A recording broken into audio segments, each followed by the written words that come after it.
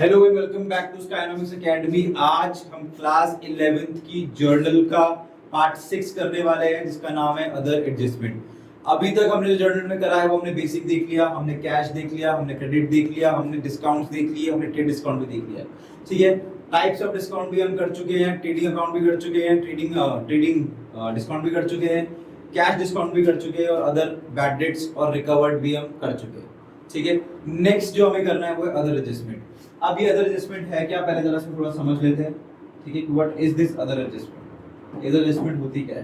ठीक है, other adjustment में आपको वेरियस टाइप्स के क्वेश्चंस आ सकते हैं related to not cash non cash items. पहले लिखता हूं related to non cash items. ठीक है, रिलेटेड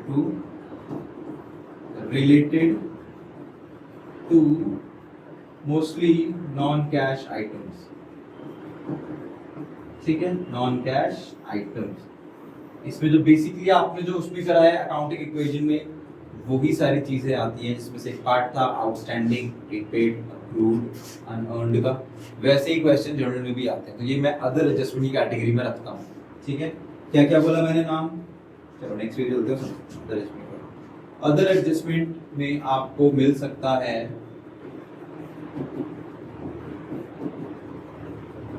मल्टीपल चीजें। ठीक है, number 1 what is outstanding and how to go for this. Number 2 what is prepaid and how to deal with this one. Number 3 you get accrued. Number 4 you get receive in advanced. ठीक है, receive in advance क्या होते हैं, इनका मतलब क्या, इनके meanings है वो भी देखते हैं। चलो ये 4 वर्ड समझते हैं। इसके अलावा डेप्रिसिएशन वगैरह भी होता है, एक्विजिशन कैपिटल वगैरह भी होता है, उस पे भी मैं हल्के हल्के आऊंगा। पहले ये समझो व्हाट इज आउटस्टैंडिंग। आउटस्टैंडिंग का मतलब होता है यूज्ड बट नॉट पेड। मैंने इस्तेमाल तो कर लिया है पर उसकी पेमेंट नहीं करी है। ठीक है, ये मेरे पास पेन है, मैंने इसका यूज तो कर लिया पर अभी तक इसकी पेमेंट नहीं करी है, तो क्या मेरे पर लायबिलिटी नहीं है ना? मेरे पर लायबिलिटी, तो this is a type of liability. क्या होता है टाइप की? This is a kind of a liability to on the firm. Next क्या है? प्रीपेड। इसका मतलब क्या होता है? बहुत आसान है, इसका मतलब होता है पेड इन एडवांस। ठीक है, पेड इन एडवांस में पहले ही उस चीज की पेमेंट कर चुका हूँ। ये मोस्टली सर्विसेज के केस में होता है। किस केस में होता है? ये होता है मोस्टली सर्विसेज के केस में। In the case of services ये चीज होती है। क्या होता है इस केस में? इस केस में ये होता है कि मैं पहले ही चीजों का पैसे दे चुका हूँ, तो अब उसके बदले मैं कुछ पैसे वापस नहीं लूंगा बट सर्विस ले लूंगा। ठीक है, फॉर एग्जाम्पल मुझे अभी यहाँ पे पेंट करवाना है, तो पेंट वाला बोलता है कुछ एडवांस दे दो, तो मैंने उसको कुछ एडवांस दे दिए। ठीक है, फिर वो अपना रॉ मटेरियल वगैरह भी आएगा। इन दैट केस मेरा मन अगर बदल जाए तो मैं उससे पैसे वापस नहीं लूंगा। I will not take the money back, या तो मैं उसके बदले सिर्फ सर्विस ले सकता हूँ। ठीक है, तो मोस्टली जो प्रीपेड होता है किसी केस में आता है, सर्विस केस में आता है, और क्योंकि मैंने पहले पे कर दिया है तो उसके बदले वो मुझे ऑटोमेटिकली सर्विसेज देगा। उसको कोई चारा नहीं है, वो इसको देनी पड़ेगी, वो पहले पैसे ले चुका है। तो ये कंसिडर होता है as an asset. This is considered as an asset. क्या होता है? ये एक एसेट होता है। नेक्स्ट चलते हैं अक्रूड। अक्रूड का मतलब क्या होता है? अक्रूड का मतलब होता है मैंने कमा लिया है बट मुझे रिसीव नहीं हुआ है। ठीक है, फॉर एग्जाम्पल आप एम्प्लॉय, एक एम्प्लॉय 1 महीने काम करता है पर सैलरी उसे उस काम करने के बाद मिलती है, which means after the month is over. ठीक है, जैसे कि 1 जुलाई से 31 जुलाई तक वो बंदा काम करेगा, तो on 1 August he get the salary. ठीक है, मतलब जो उसने कमाया वो उसे कब मिलेगा? जब वो काम खत्म हो चुका होगा। That is called earn. कमा तो लिया, 3-4 दिन जो काम किया उसके तो पैसे आ गए, 5 दिन में उसके पैसे आ गए, 10 दिन में उसके पैसे आएंगे, उसे मिल थोड़ा नहीं मिलेंगे, लास्ट में मिलेंगे। तो क्या हो रहा है? उसका अक्रूड हो रहा है, इकट्ठा हो रहा है, अक्रूड हो रहा है। अर्नड बट नॉट रिसीव्ड, ये बीइंग एन एम्प्लॉय उसके लिए क्या है? एक फायदा है कि भाई मुझे एंड में मिलेगा। तो ये भी किस में कंसीडर होता है? एक एसेट में कंसीडर होता है। लास्ट का नाम है रिसीव इन एडवांस। नाम से पता लग रहा है कि क्या है इसका मतलब, कि मैंने एडवांस ले लिया है, मैंने जो काम अभी तक करा भी नहीं है उस चीज के पैसे ले लिए हैं। इसका दूसरा नाम हो सकता है अनअर्न्ड, जो मैंने कमाया भी नहीं है उस चीज का पैसा भी मैं मांग रहा हूँ, जो मैंने अभी तक अर्न भी नहीं करा उस चीज का पैसा मैं मांग रहा हूँ कि यार चलो दे दो। जैसे वो पेंट वाला था, उस पेंट वाले ने मेरे से एडवांस ले लिया कि जाओ लाओ, कि पेंट ने पेंट करना शुरू कर दिया, नहीं करा है पेंट करना शुरू करा, वो सिर्फ पैसे लेके गया है, तो उसके ऊपर क्या होगी रिसीविंग एडवांस। तो जो पैसे हैं वो किसमें मिल गए, उसको पैसे मिल गए एडवांस में। किसमें मिल गए वो पैसे, एडवांस में वो पैसे मिल गए। तो ये क्या हो जाएगा टाइप की, this is the type of liability. क्या हो जाएगा ये टाइप की लायबिलिटी। एक बार प्रॉपरली देख लो, समझ लो, ताकि जब मैं क्वेश्चन लिखूं तो आपको कुछ प्रॉब्लम ना हो। ठीक है, ये है आपका पॉइंट, ये कुछ 4 पॉइंट्स है आपको समझ के रखने हैं, समझ लो ये। ठीक है, चलो आगे बढ़े फिर, चलो नेक्स्ट पेज पे चलते हैं और समझते हैं, क्वेश्चन लेते हैं। तो I am forming some questions. Question number 1, rent for the month of May is due of rupees 9,000। कि जो रेंट है for the month of May is due on 9,000 of 9,000, 9,000 का जो रेंट है वो ड्यू है, वो पे नहीं करा है। अभी हम जुलाई में बैठे हैं, मई का है, ठीक है, तो वो पे करना है। ठीक है, तो क्या सोल्यूशन होगा इसका, तो आप सॉल्व कैसे करोगे, what will be the solution. The solution will be proper format first, the format contains the date, ठीक है, particular, your next is ledger folio, next is your debit and your credit, ठीक है, this is the proper format you should write here। ठीक, क्या हो रहा है कि मुझे रेंट पे करना है, ठीक है, रेंट तो पे करना है, अभी पे तो करा नहीं है, ड्यूज में चल रहा है।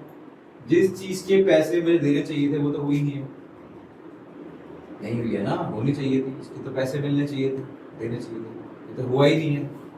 तो क्या एंट्री बनेगी, पैसे जाने चाहिए थे ना, इसी के पैसे जाने चाहिए थे, मई के 9,000 का दे देने चाहिए थे, which means debit what comes in, credit what goes out, credit what goes out, पैसे दे देने चाहिए थे, पैसे आउट हो जाने चाहिए थे, पैसे तो दिए नहीं। इसका क्या हो गया, इसका ड्यूज हो गया, क्या हो जाएगा, क्या होगा, इसकी जगह होगा ड्यूज। तो अगर ड्यूज हो गए हैं तो क्या लिखोगे, कि rent account debit to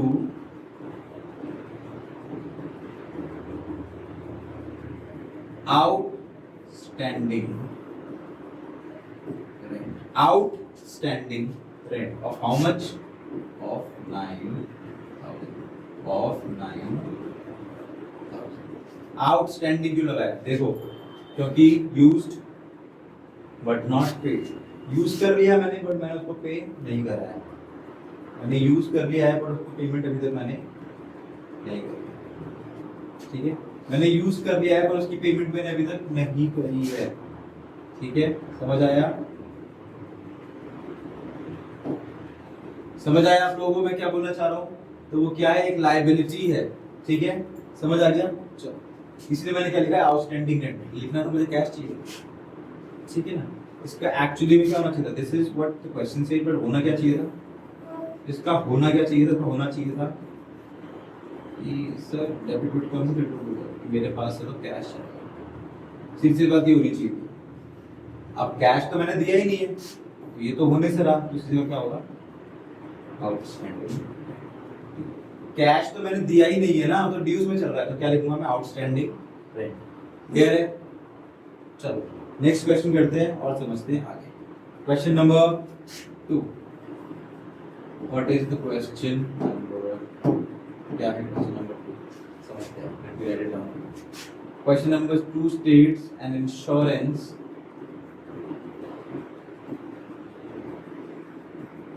of rupees 15,000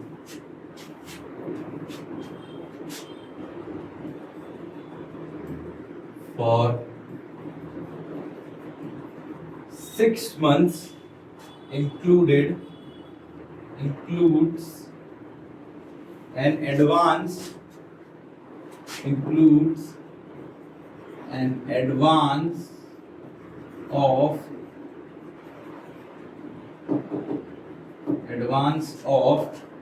rupees 5,000 of next 2 months. An insurance 15,000 for 6 months includes an advance of 5,000 for next 2 months. Already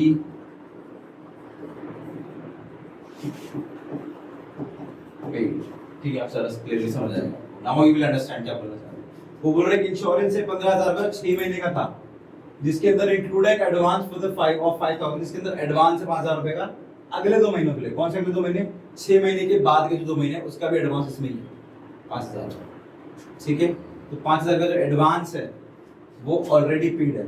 ठीक है, धीरे धीरे 6 महीने के थे, पर महीने क्या लगता है 8 महीने के दे दी, तो वो जो 2 महीने का है उसके अलग से एंट्री बनेगी in the name of advance. तो क्या करा है मैंने? सर मैंने तो पे करा है क्या? एडवांस पे करा है. तो ये क्या होगा? Paid in advance. क्या होता है paid in advance? Paid in advance आपका क्या होता है? पेड इन एडवांस आपका प्रीपेड. क्या होता है? प्रीपेड. क्या होता है? प्रीपेड. ठीक है, मैं पहले से ही पे कर चुका हूँ. ठीक है, किस चीज को? इंश्योरेंस. तो क्या एंट्री करनी चाहिए यहाँ पे? फॉर्मूला आते हैं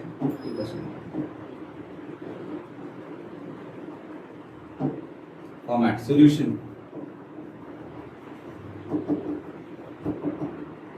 Solution. See date,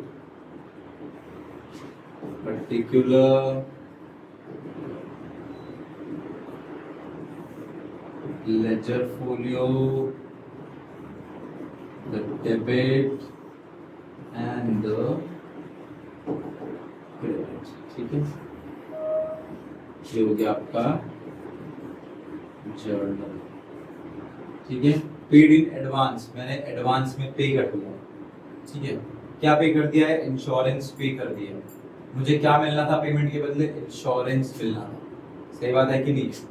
सही बात है ना. अभी भी क्या मिल रहा है? इंश्योरेंस मिल रहा है. तो मेरे पास क्या आ रहा है? मेरे पास तो प्रीपेड इंश्योरेंस आ रहा है. किस चीज के बदले आ रहा है? क्योंकि मैंने क्या दिया है? कैश दिया. तो prepaid insurance account debit to cash. ठीक है, कुछ मेंशन नहीं है, ना कैश मेंशन है, ना नेम मेंशन है. We always use cash. क्या आंसर आएगा?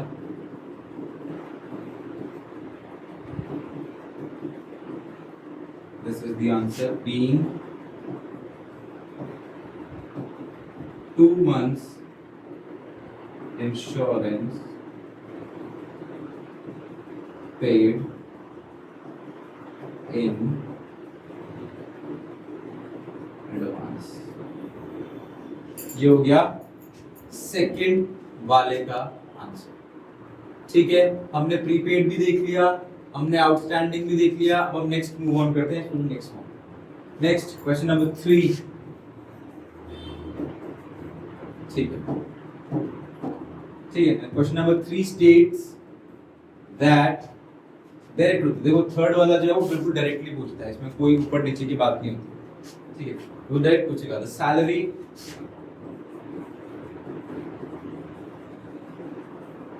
Is accrued of rupees 6,000. Accrued salary है 6,000 रुपए की. Earned but not receive. Salary मिलनी चाहिए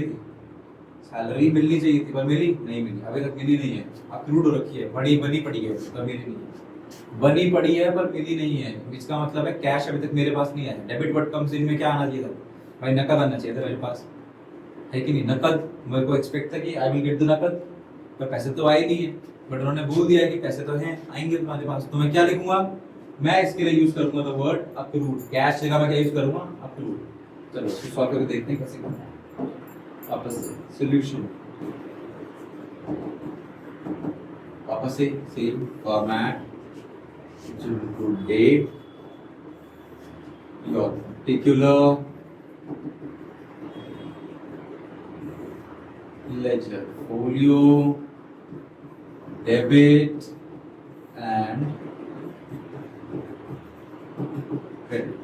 और लिखेंगे जर्नल, और ये डेट होगी आपकी, ठीक है, क्लियर है। चलो क्या है, अक्रूड ऑफ 6000, सैलरी है अक्रूड, क्या आएगा, पैसे तो मिल नहीं रहे ना, कैश लेता मैं, करूंगा accrued salary account debited to salary, ठीक है। अगर पैसे मिलते तो मैं अक्रूड सैलरी की जगह क्या लिखता, cash account debit to salary. मेरे पास क्या आ रहा है, मेरे पास सैलरी आ रही है, मेरे पास सैलरी आ रही है, मेरे पास कैश आ रहा है in the name of salary, तो मैं कैश लिखता हूं। क्योंकि कैश तो मिला ही नहीं है, अभी भी अक्रूड है, इसलिए मुझे क्या करना पड़ेगा, अक्रूड वर्ड यूज करना पड़ेगा। कितने रुपए की है, दिस इज 6000 रुपीस। क्या लिखना है यहाँ पे, यहाँ पे लिखना पड़ेगा बीइंग सैलरी अक्रूड, बस ना भी लिख दोगे तो भी आंसर के पूरे मार्क्स, ठीक है। अंडरस्टूड है, अक्रूड मतलब समझ के क्या होता है, एक बार देख लेते हैं what is the meaning of accrued, है ना। क्या होता है अक्रूड का मतलब, अक्रूड का मतलब होता है अर्नड, मैंने कमा लिया है बट रिसीव नहीं हुआ, वो क्या होता है, एसेट होता है, ठीक है, ठीक है, क्लियर है, समझ आ गया। नेक्स्ट की तरफ चलो, चलो नेक्स्ट करते हैं। Next question number 6. What is question number 6? Let's write question number 6. What is question number 6? Question number 6 states that a fee for the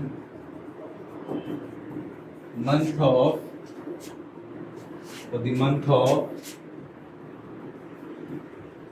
August and September is received in advance of rupees 26,000 of rupees 26,000। क्या लिखा हुआ है question, a fee for the month of August and September, जुलाई चल रहा है, अगला आने वाला महीना और September is received in advance, मुझे पहले ही पैसे मिल गए हैं 26,000 रुपए। कितने मिल गए हैं, 26,000 रुपीस मुझे ऑलरेडी मिल चुके हैं पिछले आने वाले 2 महीने। जिस चीज की मैंने मेहनत भी नहीं करी, जो चीज मेरे को पता भी नहीं है कि मैं आगे करूंगा नहीं करूंगा कंटिन्यू, उस चीज के मुझे पैसे मिल गए, तो मेरे ऊपर क्या है, मेरे ऊपर बर्डन आ गया, भाई करना ही पड़ेगा, पैसे ले लिए जब मैंने फालतू में अगले महीने के पैसे ले लिए, बर्डन आ गया ना मेरे ऊपर, कितने का 26,000 रुपए का बर्डन है, ठीक है। तो क्या लिखोगे, कैसे सॉल्व करोगे, इसी बर्डन को बोलते हैं अनअर्न्ड या रिसीव इन एडवांस। चलो सॉल्यूशन, वापस से that format, date particular with the folio capital credit,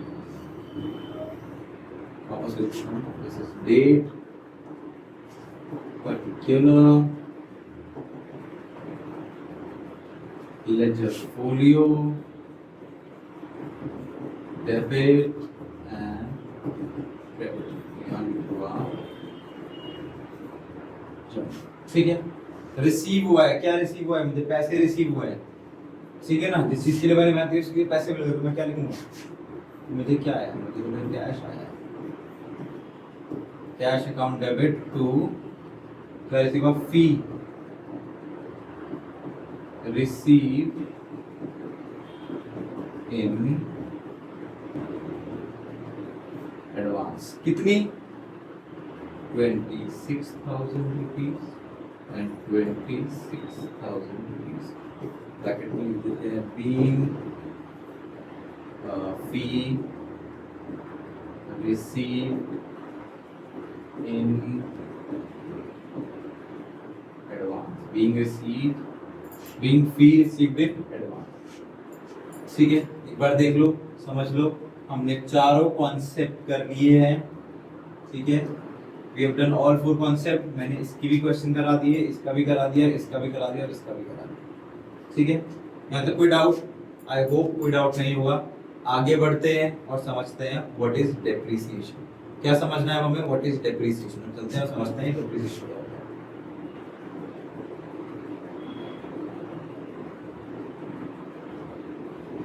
ठीक है, next topic that is called depreciation. Depreciation क्या होता है पहले समझ लें, व्हाट इज डेप्रीशिएट करना, ठीक है ना। डेप्रीसिएशन का मतलब है a fall or loss in the value of any asset due to time. किसकी वजह से, ये रीजन है, ड्यू टू टाइम। डेप्रिसिएशन का मतलब होता है a fall or loss in the value of any asset due to time. समय की वजह से जब किसी एसेट में फॉल हो जाती है, उसकी वैल्यू डिप्रिशिएट हो जाती है, उसे बोलते हैं डेप्रिसिएशन। कम हो जाने को बोलते हैं डेप्रिसिएशन, कम हो जाने को बोलते हैं डेप्रिसिएशन। फॉर एग्जांपल ये पेन है, इसका पेन है, ठीक है, ये बोर्ड और ये मैं बोलता हूँ this is for 125, for how much, this is for 125। ये बोर्ड और ये मार्कर मिला के मुझे 125 का पड़ा है, तो क्या जब मैं अभी से बेचूंगा तो क्या मुझे 125 मिलेंगे? नहीं मिलेंगे ना, करेक्ट, बिल्कुल नहीं मिलेंगे। क्यों नहीं मिलेंगे? क्योंकि ये चीज हो गई है पुरानी, ठीक है। नंबर 1 रीजन क्या होता है, क्यों होता है डेप्रिसिएशन? नंबर 1 क्योंकि ऑब्सोलीट टेक्नोलॉजी, ऑब्सोलीट टेक्नोलॉजी, ठीक है। सेकंड क्या हो सकता है, second is the reason is wear and tear, wear and tear और हेवी यूसेज, और क्या लिख सकते हैं, हेवी यूसेज। इन वजह की वजह से जो रीजन है, किसी भी एसेट में, किसी भी सामान में क्या होता है, डेप्रिसिएशन आती है। कोई पैसे कम नहीं हो रहा है, मेरी जेब से कोई पैसे गिर नहीं रहे, हो नहीं रहे, इट्स जस्ट दैट अगर मैं इसको बेचता हूं तो इतना पैसा मुझे मिलने वाला नहीं है। That is called depreciation. What is called, it's called depreciation, ठीक है। चले समझे, चलो आगे बढ़ते हैं, ठीक है ना। किस पे लगता है डेप्रिसिएशन? डेप्रिसिएशन इज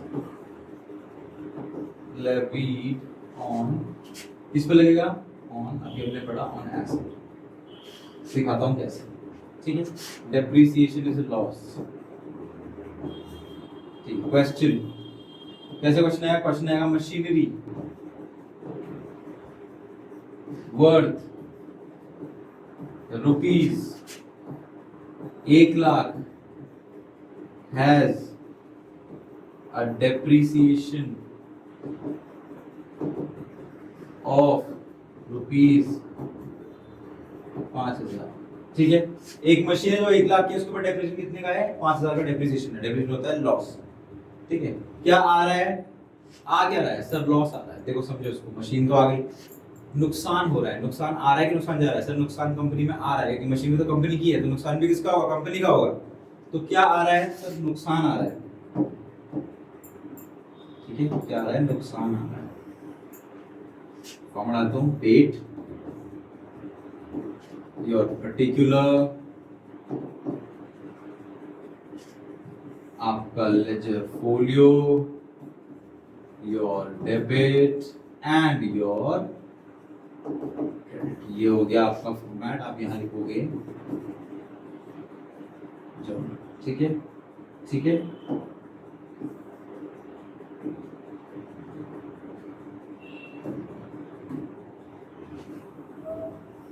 ठीक है, अब बताओ क्या आ रहा है और क्या जा रहा है, सर लॉस आ रहा है। मशीन तो है, उसके ऊपर नुकसान आ रहा है, हमारे ऊपर नुकसान आ रहा है, पैसे नहीं गिर रहे, नुकसान आ रहा है। कैसे दिखाओगे आप उसको, कैसे लिखोगे, डेप्रिसिएशन अकाउंट क्या हो जाएगा, डेबिट टू, किसके ऊपर लगा है, मशीनरी अकाउंट। मशीन के ऊपर क्या लग गया, डेप लग गया, कितने का, 5,000 का। तो मैं क्या लिखूंगा यहाँ पे, 5,000 और 5,000। यहाँ पे क्या लिखूंगी, being depreciation charge on machinery. बहुत इंटरेस्टिंग चैप्टर है 11th में, ये आने वाले चैप्टर के टाइम पे हम कंटिन्यू करेंगे। अभी आप समझो क्या करना है, समझ में आ गया आपको? ठीक है, ये था आपका जर्नल फॉर डेप्रिसिएशन। एक क्वेश्चन और करता हूं ताकि आपको और थोड़ा क्लियरली समझ आ जाए। ठीक है, ये समझ आ गया?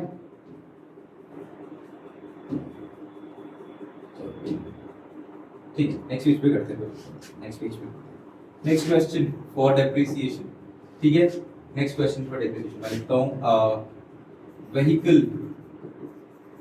ऑफ रुपीज 90,000 has a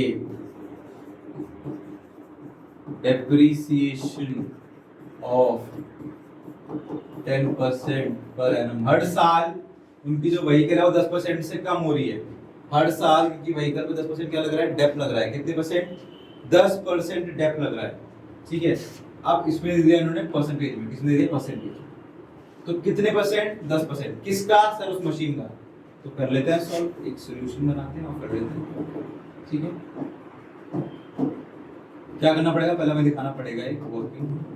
ठीक है, क्या दिखाने के लिए? कि डेप्रिसिएशन है कितनी, कि डेप्रिसिएशन की वैल्यूज कितना। ठीक है, क्या लिखेंगे? Vehicle multiply percentage upon 100। ठीक है, कर देता हूँ। व्हीकल की कॉस्ट कितनी है? 90,000। परसेंटेज कितना है? 10/100। दो जीरो कट गए तो मेरे पास क्या आएगा? 1 2 3 0 जिंदा है, तो 1 2 3 0 जिंदा 9 होगा 9। This is the value of depreciation. किसकी वैल्यू है ये? This is the value of depreciation. अब मैं यहाँ बना रहा हूँ फॉर्मेट और शुरू कर देते हैं डेट पर्टिकुलर LF डेबिट और आपका क्रेडिट। ठीक है, क्या लिखूंगा? कुछ आ तो रहा ही नहीं है, सिर्फ जा ही जा रहा है। और क्या जा रहा है? वो भी मेरे पास ही आ रहा है, दैट इज कॉल्ड डेप्रिसिएशन। क्या लिखना है? ऊपर डेबिट हो जाएगा कि डेप्रिसिएशन आया और व्हीकल लेके गया। आया और लेके गया कितने का? 9,000 और 9,000। क्या लिखेंगे? Being depreciation charged on vehicle. ठीक है, being depreciation charged on vehicle. ठीक है, कोई दिक्कत? आज कैसे सीख लिया हमने? हाँ, आज हमने क्या सीख लिया? आज हमने सीख लिया आपका ये 4 पॉइंट सीख लिए थे हमने। इसके अलावा हमने एक 5वां पॉइंट भी सीखा है। ठीक है, क्या सीखा है वो 5वां पॉइंट? व्हाट इज दैट 5वां पॉइंट? दैट 5वां point is the meaning of depreciation. ठीक है, मतलब less reducing the asset value, मतलब रिड्यूसिंग द वैल्यू